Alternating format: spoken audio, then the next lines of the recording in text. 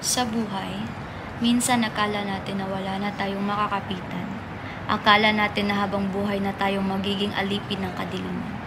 Ngunit napagtanto ko na ang tunay na kalayaan sa madilim nating nakaraan at ang liwanag na ating inaasam-asam ay tanging sa Diyos lamang natin matatagpuan.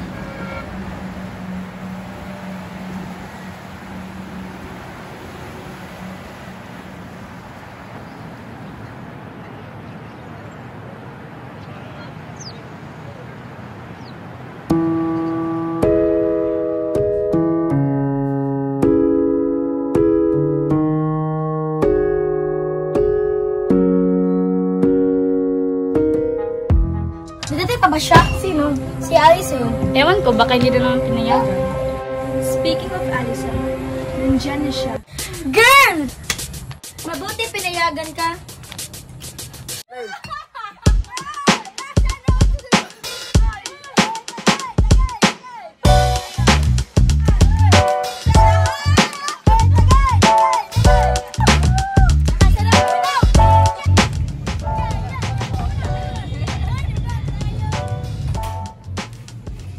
Galing. Ano ba, ma? Huwag ngayon. Pagod ako. Sagutin mo muna ako, wag tong bastos. Kasama ko mga kaibigan ko. Bakit?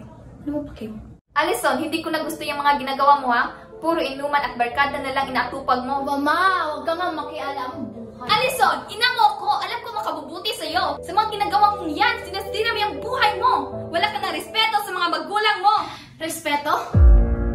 Ikaw? Re-respetuin ko? Bakit? Naging ina ba kayo sa akin? Kahit kailan, hindi ko naramdaman ang pagmamahal ng isang ina dahil wala kayo nun. Hindi nyo nga naiintindihan yung nararamdaman ko eh. You always invalidate my feelings. Allison, iniintindi ka naman namin. Pero kasi yung mga ginagawa mo, hindi nakabubuti sa'yo. Tignan mo nga yung sarili mo at ang kapatid mo. Ayan na naman kayo eh. Puro na lang kayo, Nil! Nil! Nil! Ma! Hindi nyo na nga ako nakikita. Pare-pareho lang kayo lahat. Hindi nyo ako naiintindihan. Wala na akong kakampi! Ate.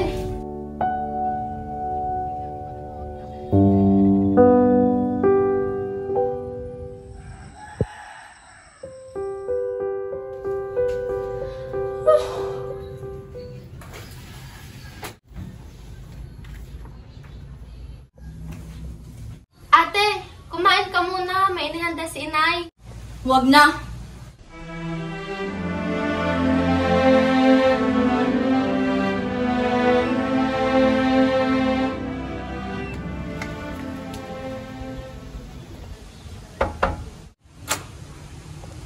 Oh, ba't tagasamangot ka na naman? Ano bang nangyari? Hay nako. Wag naman natin pausapan. Nakakainis.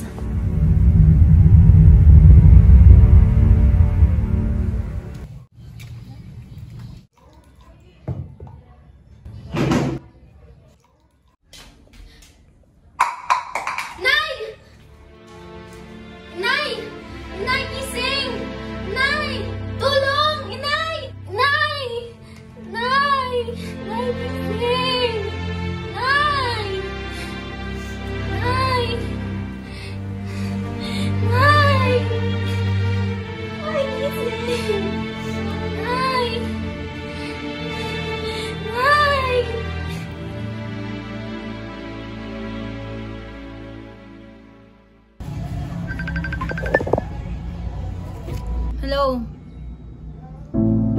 Ha? Anong nangyari kay Inay?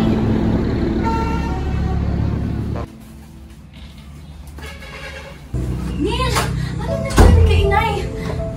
Hindi ko alam. Bigla na lang siya nahimatay kanina. Ano ba kasing pinagagagawa niya? Magandang umaga po sa inyo. Are you the patient's family? Yes, Doc.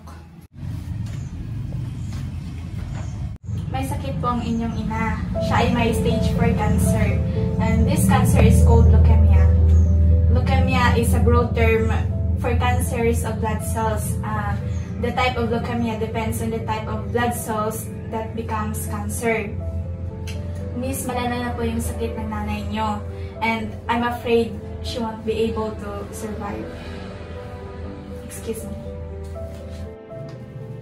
Ang lala na pala ng sakit ng inay. Nay, Inay, lumaban ka na. Ayoko mawala ka. Neil, wala ka na magagawa dyan. Hindi ka naman bingin para hindi marinig ang sinabi ng doktor. Hindi nagagaling si Inay. Hindi.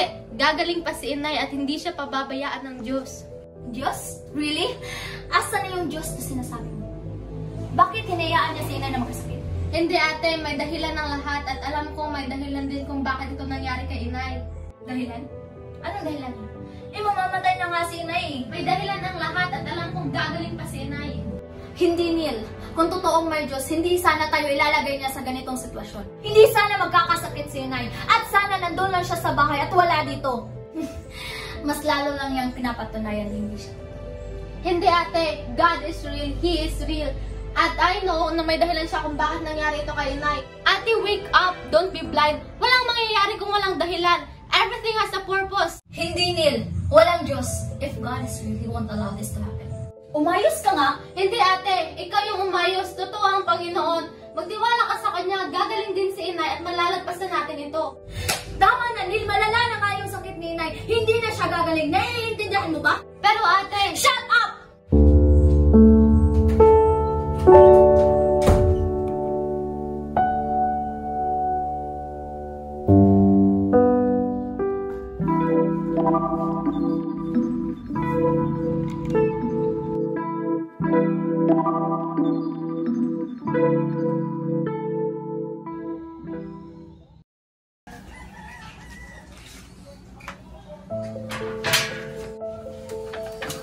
Ano nangyayari dito? Bakit yung pinapakialaman yung mga gamit namin? Malaki ang utang ng nanay mo sa akin at hindi siya mababayad ng renta ng bahay na to. Kaya ngayon, umalis na kayo dahil kung hindi, tatawag ako ng pulis. Teka, parang awa niyo na po. Huwag niyo na po kami palayasin. Wala na po kami ibang matutuluyan. Bigyan niyo po kami ng 3 araw. Babayaran ko po kayo. O sige, 3 araw. At kapag hindi kayo tumupad sa usapan, alam niyo na ang mangyayari.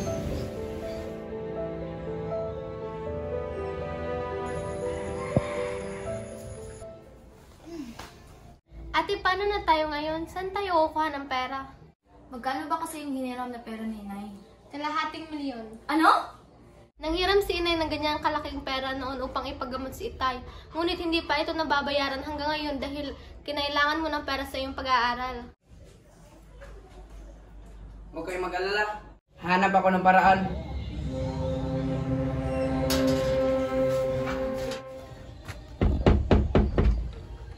Magandang umaga po, ma'am. Dito ba nakatira si Mark Sanchez? Oo, dito nga. Bakit? Ano pong kailangan niyo sa kanya? At sino po naghanap sa akin? Kayo ba si Mark Sanchez? Oo, ako nga. Bakit? Ikaw ay naaresto namin sa salang pagnanakaw. Ikaw ay may karapatang manahimik o magsawalang kibo. Ano man ang iyong sasabihin ay maaaring gamiting pabor lamang sa inyong anumang hukuman. Ikaw ay mayroon ding karapatang kumuha ng kapagtanggol ng iyong pinili at kung wala kang kakayahan. Ito ay ipagkakaloob sa iyo ng pamahalaan. Naunawaan mo ba ito?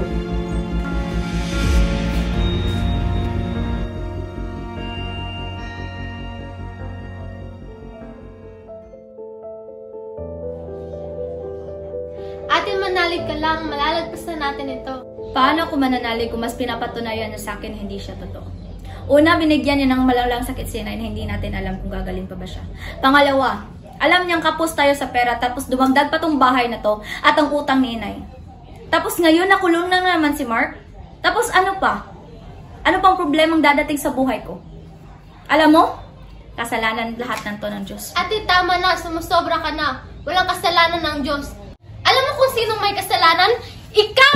Ikaw ang may kasalanan dahil napakatigas ng puso mo. Ate, ilang beses ko man dapat sabihin sa'yo na may dahilan ng lahat. Hinayaan niyang mangyari ito dahil gusto niyang magbago ka na. Ate, gusto niyang lumiwanag ang buhay mo.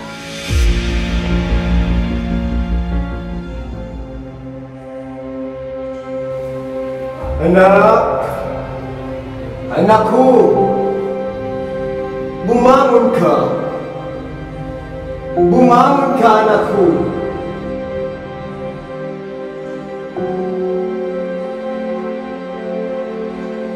Ate, tama na. Sumusobra ka na. Walang kasalanan ng Diyos. Alam mo kung sinong may kasalanan? Ikaw! Ikaw ang may kasalanan dahil napakatigas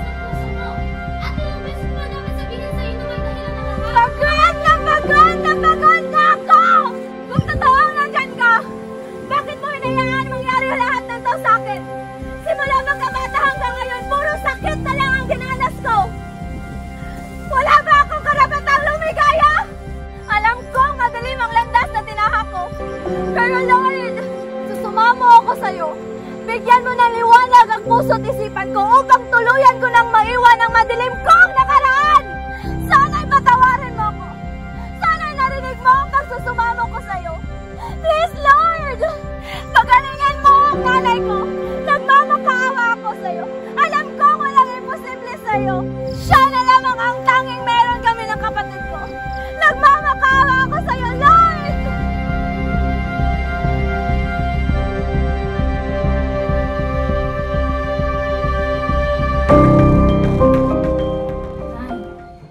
Nay! Nay! Nay! Dok! Nay! Dok, tulong! Ate, magtiwala lang tayo sa Diyos. Alam kong bibigyan niya ng milagro si Inay. Huwag na po kayong mag-alala, ligtas na po ang inyong ina. Hindi ko po alam kung paano ngunit isa pong milagro mangyari. Nay, mabutit nagising ka na. Mga anak ko, Nay! Patawaran niyo po ako. Patawaran niyo po ako kung hindi ako naging mabuting anak sa inyo. Pinagsisihan ko na po lahat ng kasalanan ko. Matagal na kitang pinatawad, Alison. At nagpapasalamat ako sa Panginoon sa wakas ay nagbago ka na. At nagpapasalamat din ako sa Kanya dahil binigyan niya pa ako ng buhay upang kasama ko kayo.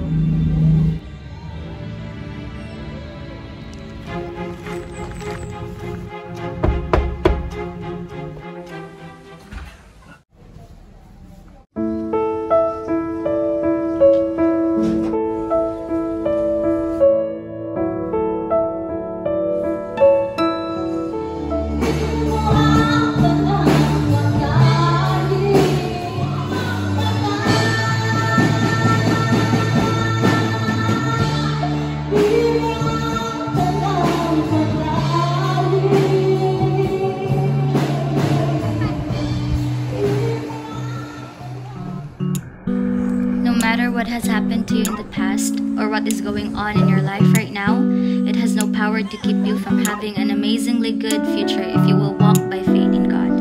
God's love you. He wants you to live with victory over sin so you can possess His promises for your life today.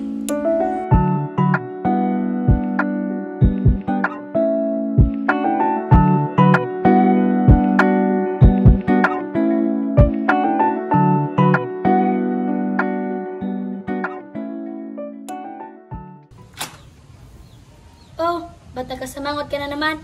Ano na ba na nangyari? Action!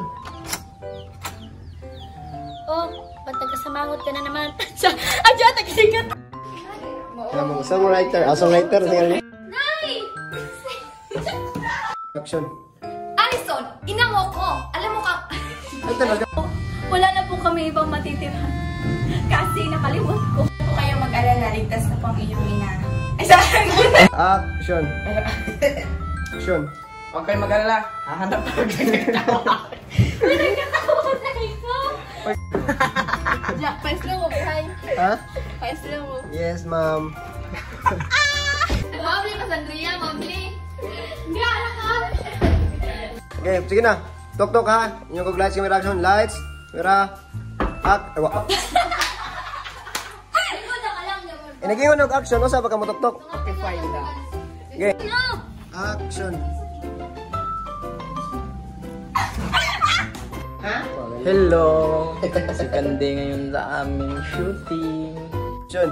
Ikaw ay may karapatang manahimik o magsama lang kibo. Guys, smile guys. Drone, drone.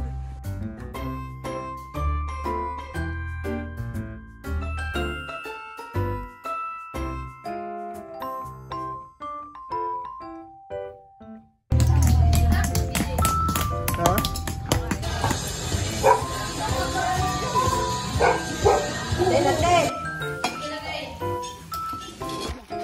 Guys, ang laki guys. O gayan, lagsikan ko guys. Oh. Window is that? Make you sure you judge me. Mailan man na matabang. Uy! Oh, no, perfect.